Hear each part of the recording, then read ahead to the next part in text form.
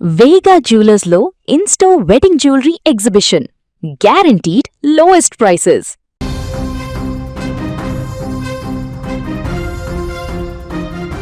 తమిళనాడులో కొత్త ముఖ్యమంత్రిగా విజయ్ దళపతి ప్రమాణ స్వీకారం చేశారు.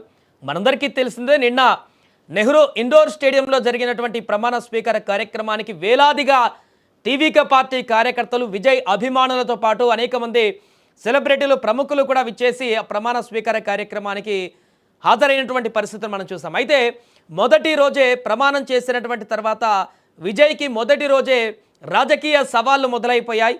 అక్కడ ప్రమాణం చేసిన తర్వాత ప్రసంగిస్తున్నటువంటి విజయ్ రాష్ట్ర బడ్జెట్ గురించి ప్రస్తావించారు. లోటు బడ్జెట్తో అక్కడ తమిళనాడులో పాత ప్రభుత్వము తక్కువ బడ్జెట్ అప్పుల ప్రభుత్వంగా మార్చేసింది, అప్పుల రాష్ట్రంగా మార్చేసిందని వ్యాఖ్యానించగా అక్కడ డిఎంకే అధినేత స్టాలిన్ రంగంలోకి దిగి కౌంటర్ అటాకులు చేయడం జరిగింది. ఆ తర్వాత తాజాగా నిన్న మిత్రపక్షాలైనటువంటి విజయ్కి సపోర్ట్ చేసినటువంటి వామపక్షాలు వీసీకే పార్టీ నుంచే తీవ్ర ఆగ్రహం వ్యక్తం చేసినటువంటి పరిస్థితి ఏర్పడింది. విజయ్ అక్కడ కార్యక్రమంలో జరిగినటువంటి కొన్ని పరిణామాలపైన సిపిఐ, సిపిఎం వామపక్ష పార్టీలు, వీసీకే పార్టీ తీవ్ర ఆగ్రహాన్ని వ్యక్తం చేశాయి. అంతేకాకుండా విజయ్ ప్రభుత్వాన్ని వివరణ కూడా కోరాయి. ప్రమాణ స్వీకార కార్యక్రమంలో ఇంత దారుణమైనటువంటి అవమానం జరగడం పట్ల ఆగ్రహించినటువంటి వారు నేరుగా ప్రభుత్వానికి ఫిర్యాదు కూడా చేయడం జరిగింది. అసలు ఏం జరిగింది అన్నటువంటి విషయానికి వస్తే, నిన్న అక్కడ నెహ్రూ ఇండోర్ స్టేడియంలో ప్రమాణ స్వీకారం జరిగినటువంటి కార్యక్రమం చివరన రాష్ట్రగీతం, తమిళనాడు రాష్ట్రగీతం ఏదైతే ఉందో అది కార్యక్రమం చివరన పాడారంటూ ఇది రాష్ట్రగీతాన్ని అవమానించారనేటువంటి ఒక ఆగ్రహాన్ని వ్యక్తం చేయడం జరిగింది. సాధారణంగానే తమిళ్ అంటే ప్రాంతీయతత్వానికి ఎంత ప్రియారిటీ ఇస్తారో మనందరికీ తెలిసిందే.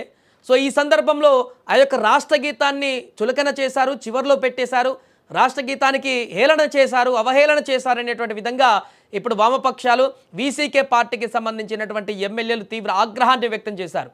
అంతేకాకుండా తాజాగా నిన్న క్యాబినెట్లో మంత్రిగా ప్రమాణం చేసినటువంటి అర్జునకి కూడా వారు ఎందుకు ఇలా చేశారు, వివరణ కావాలి, రాష్ట్రగీతాన్ని అవహేళన చేశారంటూ ఆయనను, మంత్రిని కూడా అడగడం జరిగింది. వీరు దీనికి వెంటనే కొత్తగా ఎంపికైనటువంటి మంత్రి అర్జున కూడా వెంటనే రెస్పాండ్ అయ్యారు. ఆయన కూడా స్పందించారు.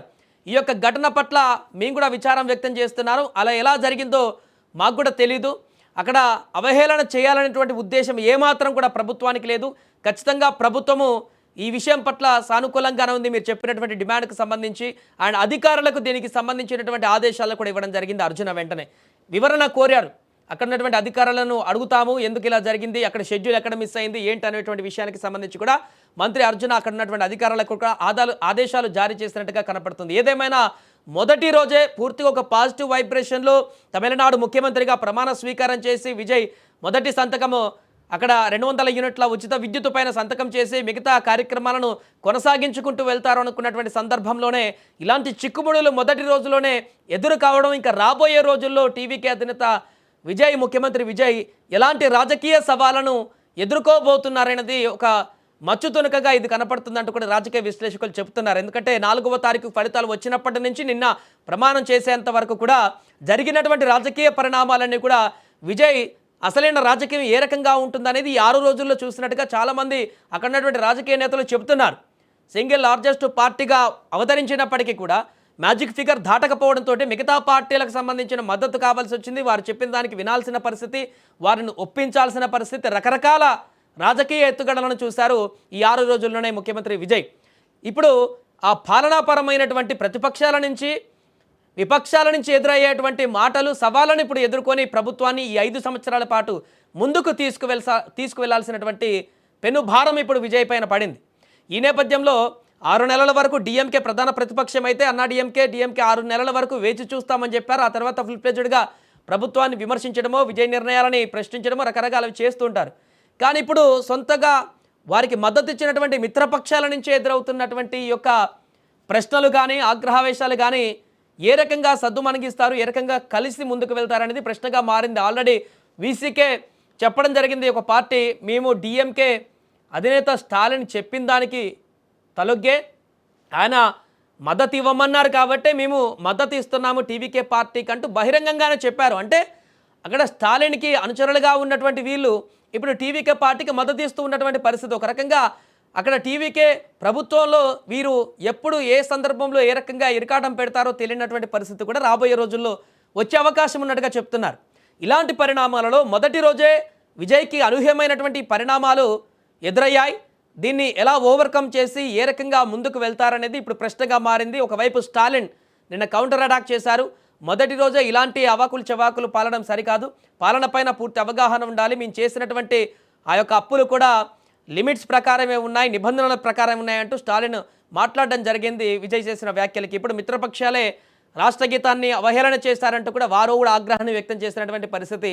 సో చిన్న చిన్న పొరపాట్లు, మైనర్ మిస్టేక్స్ కనుక ముఖ్యమంత్రి విజయ్ ఇంకా రాబోయే రోజుల్లో చేసుకుంటూ వెళ్తే మిగతా మిత్రపక్షాల కానీ, విపక్షాల నుంచి కానీ, ప్రతిపక్షం నుంచి కానీ ఇంకా చాలా చాలా విమర్శలను ఎదుర్కొనేటువంటి అవకాశం అయితే కనిపిస్తుంది. రాజకీయాలు అన్నప్పుడు విమర్శలు, ప్రతి విమర్శలు కామన్. అక్కడ జరిగేటువంటి ప్రతి కార్యక్రమానికి సంబంధించి రెండు కోణాలు ఉంటాయి కాబట్టి వీటిని ఖచ్చితంగా ప్రభుత్వంలో ఉన్నటువంటి అధికారులే, పాలకులే ఎదుర్కోవాలి. కాబట్టి ఈ యొక్క 5 సంవత్సరాలు విజయ్కి ఎలా గడుస్తుంది, ఏ రకంగా తమిళనాడులో మార్పును తీసుకురాబోతారు, అక్కడ ఉన్నటువంటి ప్రజలకు ఏ రకంగా సంక్షేమ పథకాలను అమలు చేస్తారు, తాను మేనిఫెస్టోలో పెట్టినటువంటి అంశాలను పూర్తి స్థాయిలో ప్రజలకి ఎలా తీసుకువెళ్తారు, ఇప్పుడు బడ్జెట్ తక్కువగా ఉందంటూ చెప్తున్నారు, ఆ విషయాలన్నింటినీ కూడా ఎలా సార్ట్అవుట్ చేసి ముందుకు వెళ్తారు, వీటన్నిటిపైన కూడా ఇప్పుడు పెనుభారంగా మారినటువంటి పరిస్థితులను ఎదుర్కొని ఇప్పుడు మిత్రపక్షాలే కానీ, విపక్షాలు కానీ వాటి నుంచి వచ్చేటువంటి ఇలాంటి విమర్శలన్నింటినీ కూడా ఎదుర్కొని వాటిని సార్ట్అవుట్ చేస్తూ ముందు వెళ్లాల్సినటువంటి ఒక భారం అయితే ఇప్పుడు విజయ్ పైన పడింది. ఏదేమైనా మొదటి రోజే ఇలాంటి చిన్న చిన్న డిస్టర్బెన్స్లు జరిగాయి కాబట్టి ముందు ముందు విజయ్కి ఇంకా ఎలాంటి రాజకీయ సవాళ్లు ఎదురు కాబోతాయో అనేటువంటి ఒక చర్చ అయితే ఇప్పుడు రాష్ట్ర వ్యాప్తంగా కొనసాగుతోంది.